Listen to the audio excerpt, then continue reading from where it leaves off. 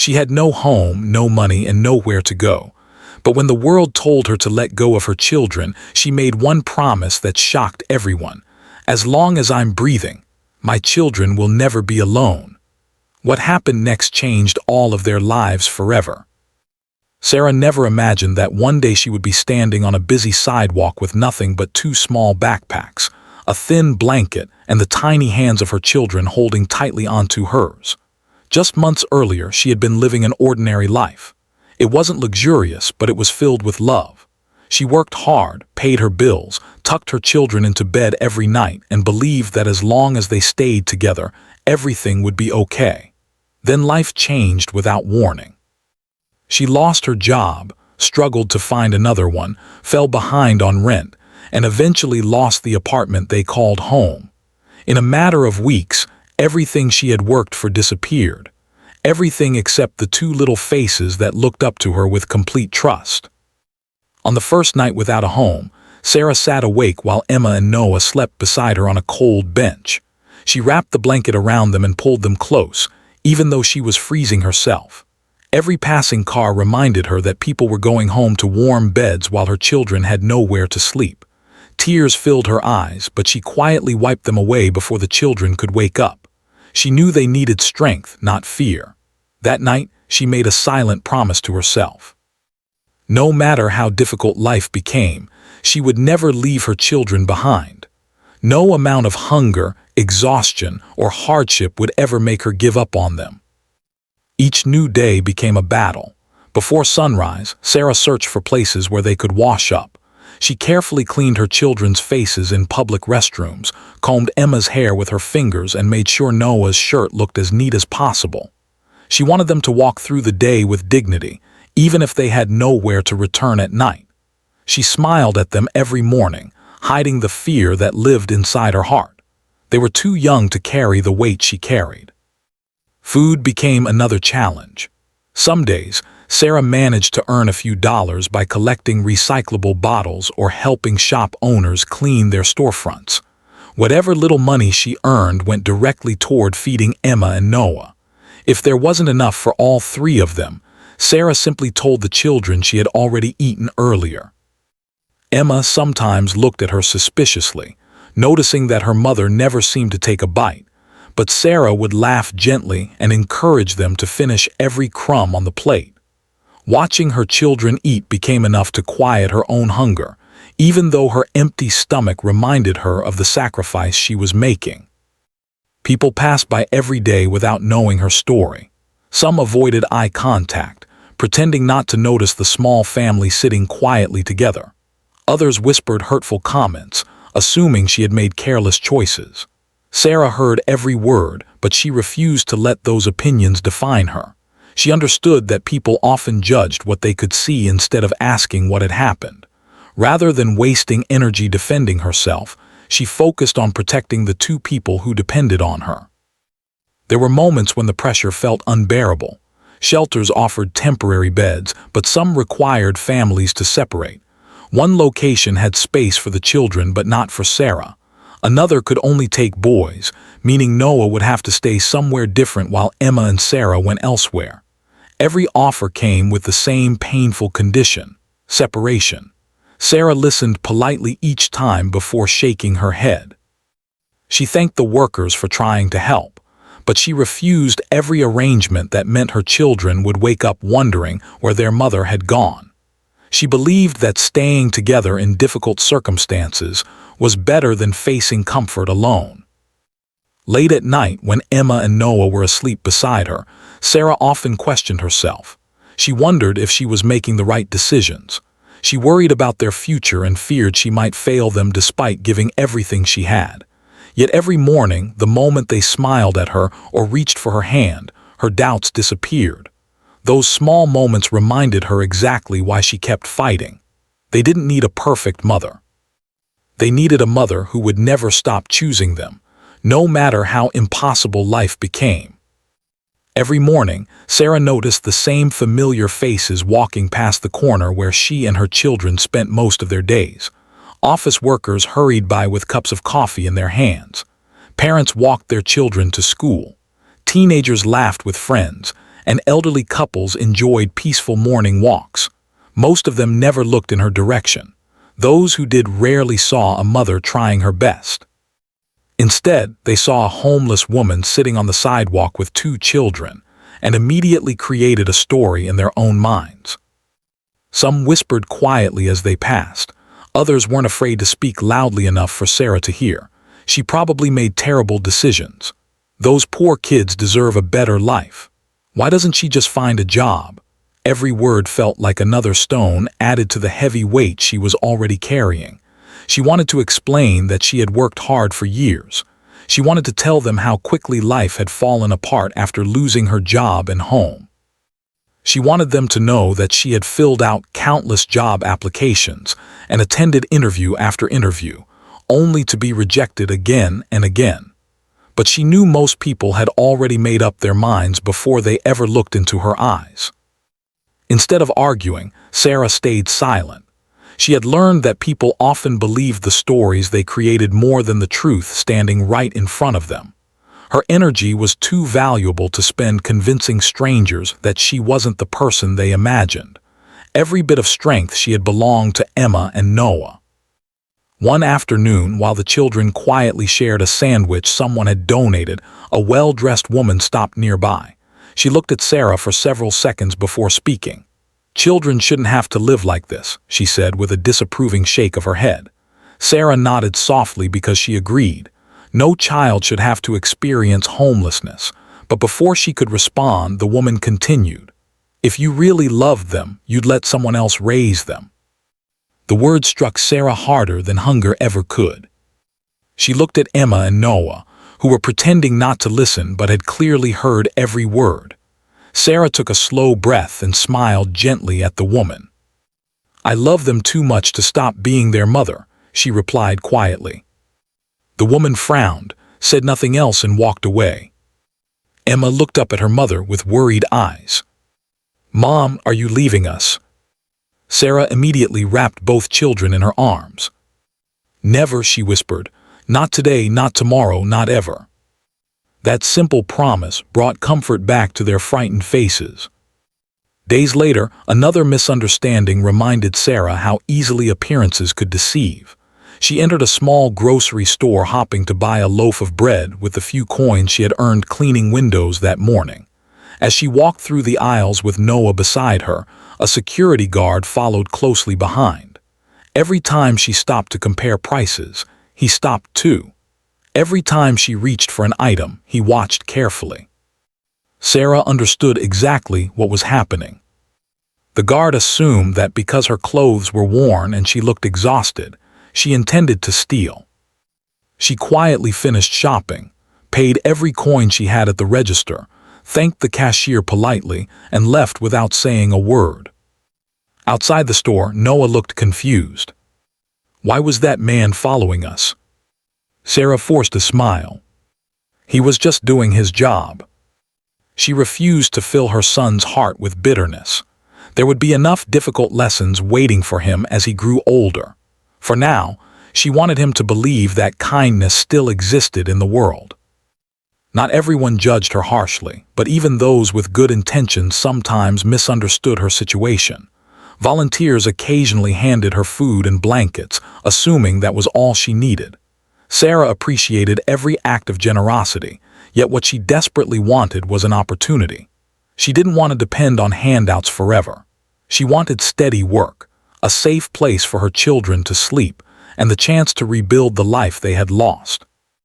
Many people saw her immediate needs, but failed to recognize her determination, her skills, and her willingness to work harder than ever if someone simply gave her a chance. One rainy afternoon, Emma accidentally dropped her school notebook into a puddle while walking back from the public library. The pages became soaked, and she burst into tears. A passerby glanced at the family and muttered, "Some people just shouldn't have children." Sarah knelt beside Emma, carefully separating the wet pages one by one. "It's okay," she said softly. "We'll dry them, we'll fix what we can." The stranger kept walking without ever seeing how much effort Sarah put into helping her daughter continue learning despite their circumstances. Every week, Sarah borrowed children's books from the library, helped Emma practice reading, and turned simple math problems into little games for Noah. She believed education could open doors that hardship had closed. Even without a home, she refused to let their dreams disappear. One evening, as the three of them sat together watching the sunset, Emma quietly asked a question that lingered in Sarah's heart. "Mom, why are some people mean to us?"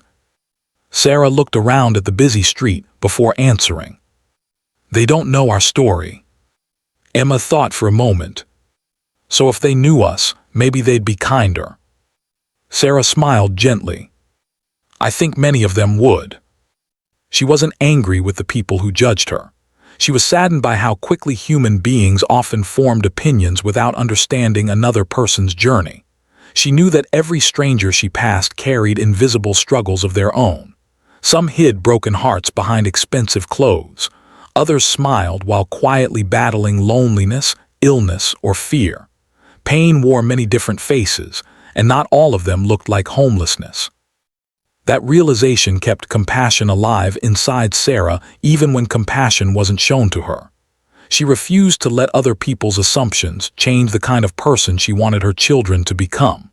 Every day, through her patience, quiet dignity, and unwavering love, she taught Emma and Noah that a person's true character is revealed not by the hardships they face, but by the kindness they continue to show despite them. For weeks, Sarah's life followed the same exhausting routine. Before sunrise, she would gather their few belongings, wake Emma and Noah with a gentle smile, and begin another day searching for small jobs, affordable meals, and a safe place to rest. Most people walked past without noticing them, while others looked for only a second before turning away. To the world, they were just another struggling family blending into the background of a busy city. Across the street from where Sarah often sat was a small parking area where delivery vans came and went throughout the day.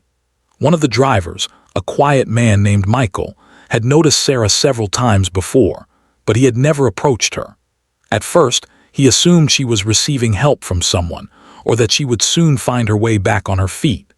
As the days passed, however, he realized she was there every morning and every evening, always with the same two children by her side.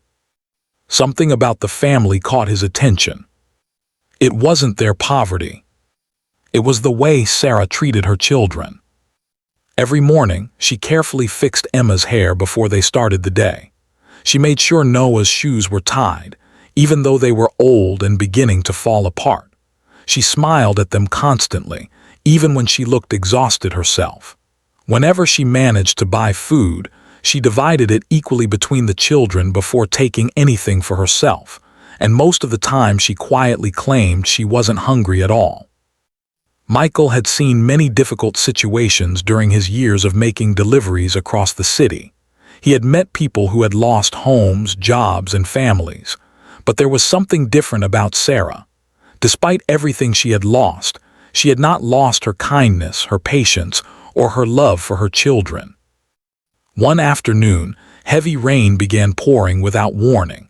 People rushed inside nearby stores, trying to stay dry. Sarah quickly removed her own thin jacket and wrapped it around Emma and Noah before pulling them under the narrow shelter of a closed shop. Within minutes, Sarah herself was completely soaked. She shivered quietly while pretending everything was fine. Michael watched the entire scene from inside his van. He looked at the hot coffee sitting in his cup holder. He looked at the dry jacket hanging beside him. Then he looked back at Sarah. For several moments, he argued with himself. What if she gets offended? What if she thinks I'm judging her? What if she refuses my help? But another thought became impossible to ignore. What if nobody else asks?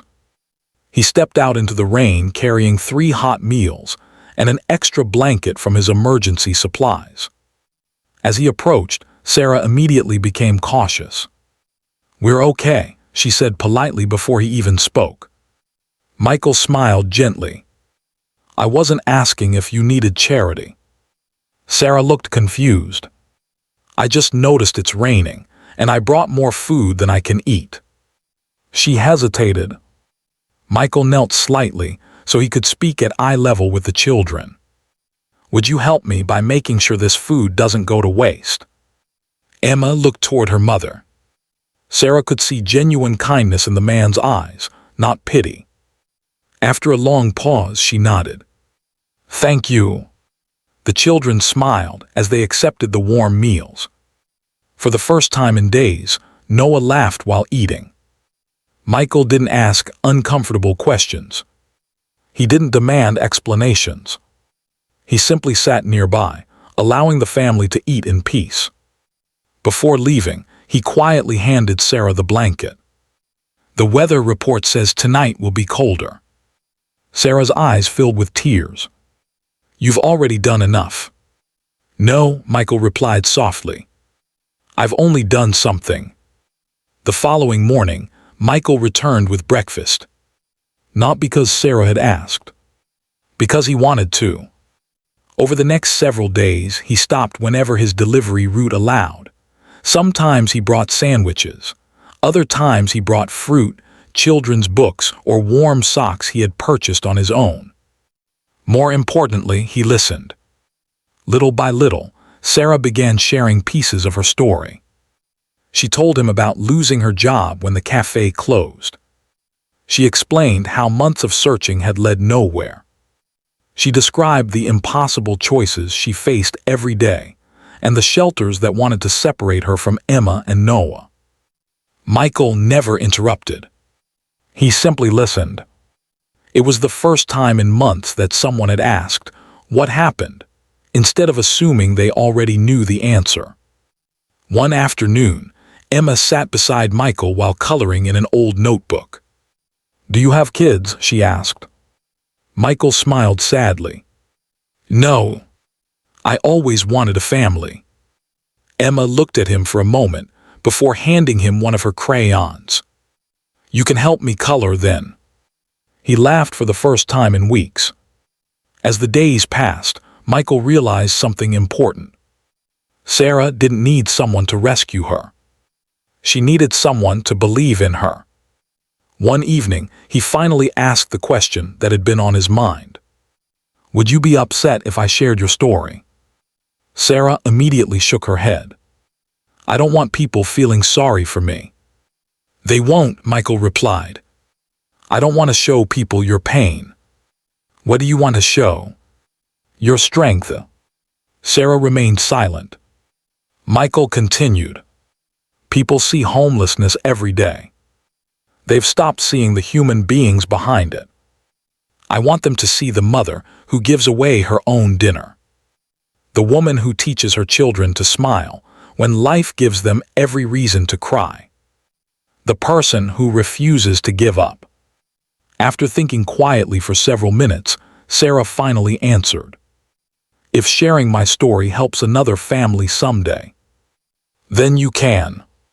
The next afternoon, Michael recorded only small moments. Sarah helping Noah sound out difficult words while reading a library book. Emma laughing as her mother fixed her hair with incredible care. The three of them sharing one small meal while somehow making it feel like a family picnic. He avoided dramatic music and emotional speeches. Instead, he let simple moments speak for themselves. At the end of the short video, he added a single message. Sometimes the strongest people are the ones the world overlooks. Before judging someone's circumstances, take a moment to see their courage. Michael uploaded the video that evening before going to bed. He expected a few friends to watch it. Maybe a handful of people would share it. Nothing more. The next morning, his phone wouldn't stop vibrating. The video had spread far beyond anyone's expectations. Thousands became hundreds of thousands. Hundreds of thousands became millions. Comments flooded in from people around the world. Many admitted they had judged homeless families in the past without knowing their stories. Others shared experiences of losing jobs, homes, or loved ones, explaining how quickly life could change. Parents wrote about Sarah's courage. Teachers praised her commitment to keeping her children learning. Healthcare workers spoke about the silent struggles they witnessed every day. Instead of criticizing Sarah, people were inspired by her resilience. Local news stations contacted Michael asking about the family. Community organizations offered support. Business owners wanted to help. Volunteers reached out with clothing, school supplies, temporary housing, and job opportunities. One simple act of kindness had become something much greater than anyone imagined.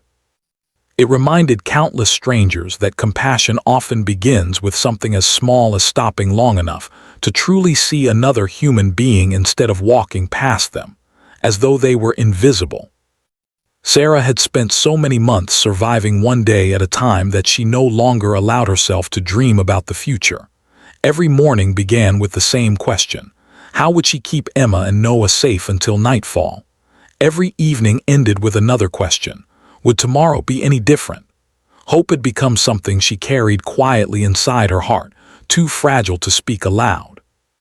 She had learned that expecting too much often led to disappointment, so she focused only on the next meal, the next safe place to rest, and the next smile she could bring to her children's faces. A few days after Michael shared their story, Sarah noticed something unusual. People who had once hurried past without a glance were beginning to stop. Some simply smiled and wished her well. Others offered warm meals or children's clothing. A few quietly placed grocery gift cards into her hands before walking away. Sarah accepted every gesture with gratitude, but she remained cautious. She had experienced moments of hope before, only to watch them disappear. She reminded herself not to believe that everything had changed overnight. Michael arrived that afternoon carrying his phone with an expression Sarah had never seen before. "You need to see this," he said. Sarah looked at the screen and froze. Her story had reached millions of people. Comments continued pouring in every second. One woman wrote, "I cried watching this. I judged homeless people for years without realizing how quickly life can change." Another commented, "This mother deserves an opportunity, not sympathy." A father wrote, "I lost my job once. If my family hadn't helped me, I could have been in the same situation." Sarah covered her mouth as tears filled her eyes. She wasn't crying because strangers felt sorry for her.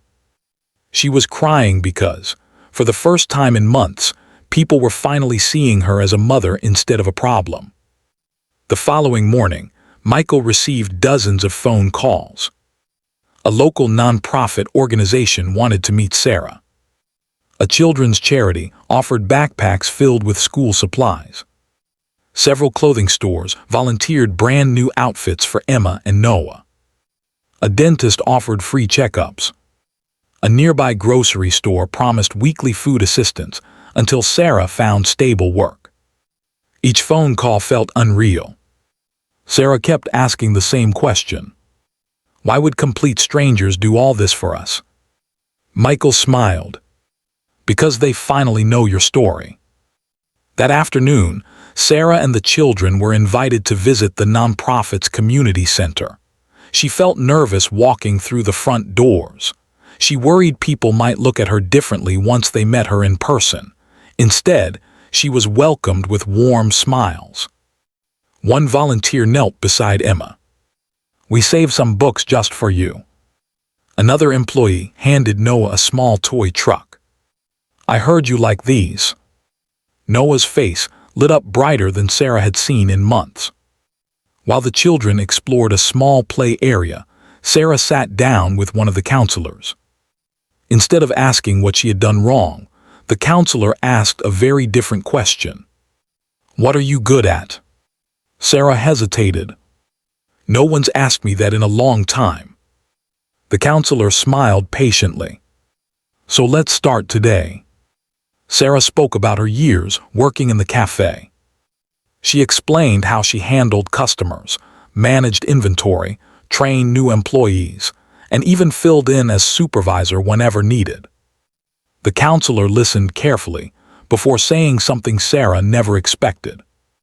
Those aren't just job experiences. Those are valuable skills. For the first time since losing everything, Sarah remembered she had something more than determination. She had experience. She had knowledge. She had value. Within days, several local businesses invited her for interviews after hearing her story. Sarah carefully prepared for each one. She borrowed clean clothes from the nonprofit, tied her hair neatly, and walked into every interview with quiet confidence. Some employers recognized her immediately. "We saw the video." At first, Sarah worried that meant they only felt sorry for her. Then one manager said, "We're not interested in hearing you because you're homeless. We're interested because everyone who spoke about you described you as hardworking, honest, and determined." Those words stayed with Sarah long after the interview ended. Meanwhile, Emma and Noah experienced changes of their own. Teachers at a nearby elementary school arranged temporary enrollment while housing plans were being finalized. On Emma's first day, she nervously held Sarah's hand outside the classroom. "What if nobody likes me?" Sarah knelt beside her. "You've made friends before." "But they all had homes." Sarah gently touched her daughter's cheek. "They're going to know you because of your heart, not your address." Emma walked into the classroom with trembling steps. Within minutes, another little girl invited her to sit beside her. By lunchtime, they were laughing together over crayons and picture books. When Emma returned that afternoon, she couldn't stop talking about her new friend. Sarah listened with tears quietly forming in her eyes. It wasn't just school. It was normal life returning one small piece at a time. A few days later came another unexpected surprise. Michael called Sarah early in the morning. "I need you to come with me." "Where are we going?" "You'll see." They drove across town until they reached a modest apartment building. Sarah looked confused. Michael handed her a small envelope. Inside was a key. She stared at it without speaking. "The landlord saw your story," Michael explained.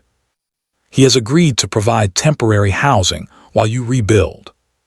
Sarah looked at the apartment door as though she couldn't believe it was real. Her hands shook while unlocking it. The door slowly opened. Inside stood several volunteers arranging furniture. There were beds already made with clean blankets, a small dining table, a couch, shelves filled with canned food, children's books lined neatly beside colorful toys. Fresh towels waited inside the bathroom. The refrigerator was stocked with milk, fruit, vegetables, eggs, and juice. Emma slowly walked into one bedroom. "Mom," her voice barely came out. "Is this ours?" Sarah nodded through tears. Emma ran toward the bed and hugged one of the pillows. Noah raced into the second room. "I've never had my own bed before." Sarah couldn't hold back her emotions any longer. She covered her face as tears streamed down her cheeks. Months of fear, exhaustion, uncertainty, and silent pain poured out all at once. Michael quietly stepped outside, giving the family a private moment. Later that evening, as the children explored every corner of the apartment with endless excitement, Sarah stood beside the living room window looking at the sunset. Just weeks earlier, she had been wondering where they would sleep. Now her children were laughing inside a safe home. Her phone rang again. It was another unexpected opportunity. The owner of the cafe where Sarah had once worked had seen the video online. After closing his old business during difficult financial times, he had recently partnered with investors to open a brand new restaurant. "I've been looking for someone reliable," he told her. "I remembered how you stayed late whenever we needed help. I remembered how customers trusted you. I don't want to offer you charity. I want to offer you responsibility." Sarah listened in stunned silence. I have a full-time management position waiting if you're willing to accept it." Her voice trembled. "Are you sure?" "I'm absolutely sure. I've already seen what kind of leader you are. You kept your family together through impossible circumstances. I think you can handle a restaurant." Sarah accepted the position with gratitude she could barely express. That night, after Emma and Noah had fallen asleep peacefully in their own beds, Sarah quietly walked into their room. She tucked the blankets around them exactly as she had done every night. Whether they were sleeping on a bench, beneath a shelter, or now inside a warm apartment. She realized something important as she watched them resting safely. The love she had given them had never changed. Only their circumstances had. And sometimes the greatest miracles don't arrive all at once. They begin with one person choosing compassion, one opportunity being offered without judgment, and one small spark of hope becoming bright enough to light the path toward an entirely new life. Several months passed, and life slowly settled into a rhythm that once felt impossible for Sarah and her children. Every morning, sunlight streamed through the apartment windows instead of the cold gray sky they had grown used to seeing from park benches and sidewalks. Emma happily packed her school bag while Noah raced around the small living room, excited to tell his mother about the new things he wanted to learn. Sarah would prepare breakfast with a grateful heart, sometimes pausing for a moment just to appreciate the simple sound of laughter filling their home. She had started her new management position at the restaurant, and although the work was demanding, she welcomed every challenge. She arrived before sunrise, greeted every employee with kindness, and treated each customer with the same respect she wished people had shown her during her hardest days. Her coworkers admired her determination, but very few knew everything she had survived. Sarah never talked about her struggles unless someone genuinely asked. She didn't want to be remembered as the homeless mother from a viral story. She wanted to be known as a hardworking woman who never stopped believing in better days. Emma and Noah adjusted quickly to their new lives. They made friends at school, completed homework around the kitchen table every evening, and decorated their bedrooms with drawings, family photos, and colorful paper stars. Yet, despite all the happiness surrounding them, neither child forgot where they had come from. One afternoon, Emma returned home carrying a permission slip for a school charity event.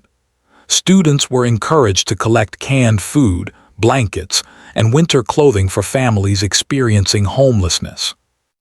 Emma quietly placed the paper on the table. "Mom," she asked, "can we help too?" Sarah smiled warmly. "Of course we can. But we don't have much." Sarah gently held her daughter's hands. "We have more than we used to. And sometimes giving isn't about how much you have. It's about how much you care." That weekend, the family went shopping together. Instead of buying unnecessary things for themselves, they filled a small cart with canned soup, rice, pasta, children's socks, soap, and toothbrushes. Noah looked at the groceries with curiosity. "Will this make someone happy?" Sarah smiled. "It might make someone feel remembered." Those words stayed with both children. A few weeks later, Sarah received an invitation to speak at a local community event organized to raise awareness about homelessness. At first, she wanted to decline. Standing in front of strangers and sharing the most painful chapter of her life sounded overwhelming. Michael encouraged her gently. "You don't have to tell your story if you don't want to. But imagine how many people might stop judging others after hearing it." Sarah thought about that for several days before finally agreeing. The evening of the event, the room was filled with community leaders, business owners, teachers, healthcare workers, volunteers, and families. Sarah walked onto the stage with trembling hands. For a few seconds, she simply looked around the room. Then she began speaking. "I used to believe losing my home was the worst thing that could happen." She paused. "But I was wrong. The hardest part wasn't sleeping outside.